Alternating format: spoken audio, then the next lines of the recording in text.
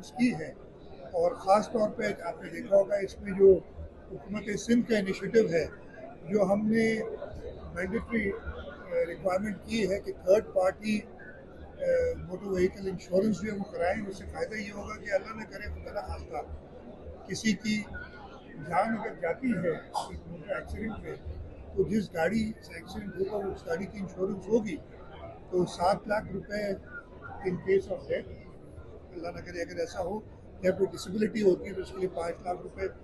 और इंश्योरेंसेशन में ये इंश्योर किया है कि 45 दिन के अंदर जैसे वो कागजात कंप्लीट होते हैं उनको वो इंश्योरेंस मिल जाए। और मैंने यही रिक्वेस्ट की है कि ये इंश्योर करें सारे इंश्योरेंस कंपनीज की टाइमली पेमेंट को। अब आ जाते हैं आपके सवाल पे। देखिए, ये जलालपुर वाला जो कनाल था, ये उन कनाल्स में इंक्लूडेड नहीं था। सबसे पहले तो ये क्लैरिफाई कर दूं, जो कि चोलिस्तान के कनाल से, जिसके बारे में हमने मीटिंग की थी और उस मीटिंग के वाज़े फैसले हैं, उस पर बिल्कुल अमल दरवान है। जलालपुर वाले कनाल के ऊपर भी हमारी एतराज़ात हैं, और उन एतराज़ात के साथ हमने जो मुश्तरका काउंसिल ऑफ कॉमन इंटरेस्ट है उस पर वो केस डाला हुआ। अच्छा, आप कहेंगे जी आपने केस डाल दिया, वो तो पानी बहा रहे।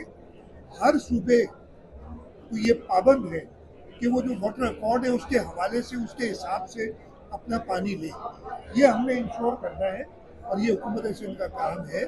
अगर और हमें एतराज़ात रहे हैं, जलालपुर कनाल को तो एक तरफ रखें, वैसे ही हमें बहुत एतराज़ात रहे हैं कि हमें अपने हिस्से से कम का पानी मिलता है, और इस सिलसिले में हमने जो टेलीमेट्री सिस्टम है और इरसा की जो तरीक़ाकार है उस पर मुतहद बार एतराज़ात उठाएँ और उसको फॉलो करते रहेंगे। ये हमारा काम है कि इंश्योर करें। और ख़ास तौर पे इस मौके पे जब भारत एक आबी जारियत कर रहा है, उसने इंडस वाटर ट्रीटी को यूनिलैटरली ख़त्म कर दिया है, इस सिलसिले में भी हम बल्कि मैं आपको ये बता दूं, हमारी परसों कैबिनेट मीटिंग है, हम इंशाल्लाह एक टास्क फोर्स बनाने जा रहे हैं जो एक्सपर्ट्स पे, खासतौर पर सूबा सिंध में रहने वाले या पूरे पाकिस्तान से और भी लोग हमने दिए हैं, फाइनलाइज जो कैबिनेट करेंगे अप्रूव, एक टास्क फोर्स बनाएंगे जो कि इंडस वाटर ट्रीटी की वजह से, क्लाइमेट चेंज की वजह से जो हमें नुकसानात हो रहे हैं सूबा सिंध को, और उस पर वाटर अकॉर्ड डेफिनेटली वो उसके ऊपर उसका जायज़ा लिया जाएगा कि उसकी इम्प्लीमेंटेशन में अगर कोई गैप्स हैं तो उनको कैसे पूरा किया जाए। वो टास्क फोर्स बना के और अपना सिंध का मौक़िफ़ पहले भी पेश करते रहे हैं, आगे भी पेश करते रहेंगे, और जैसे जो भी सिंध के नुकसान में होगा उसको इंशाल्लाह ताला उस नुकसान का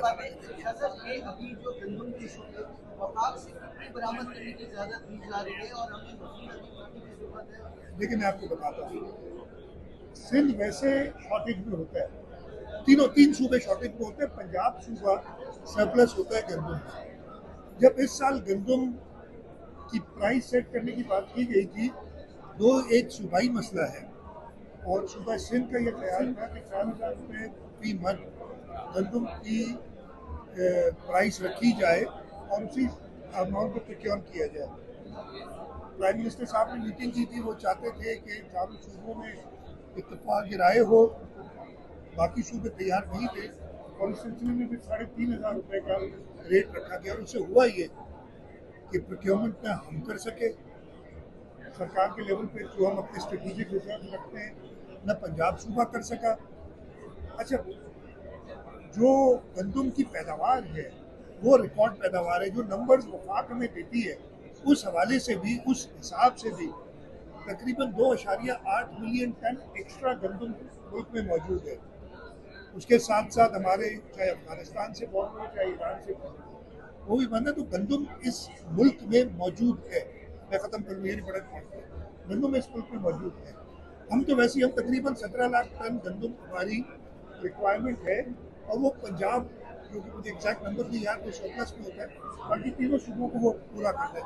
अनफॉर्चुनेटली गंदम की जो विजिबिलिटी है वो पंजाब सूबे में नहीं है, सिंध में भी हमें प्रॉब्लम है, और इस सिलसिले में आपको पता है हमने रेट करने शुरू किए, होल्डर से बात की है, उनसे डिटेल लिया। तकरीबन मुझे इस वक्त पूरा नंबर याद नहीं, लेकिन 2 लाख टन से ऊपर गंदम हम ले चुके, रिकवर कर चुके हैं।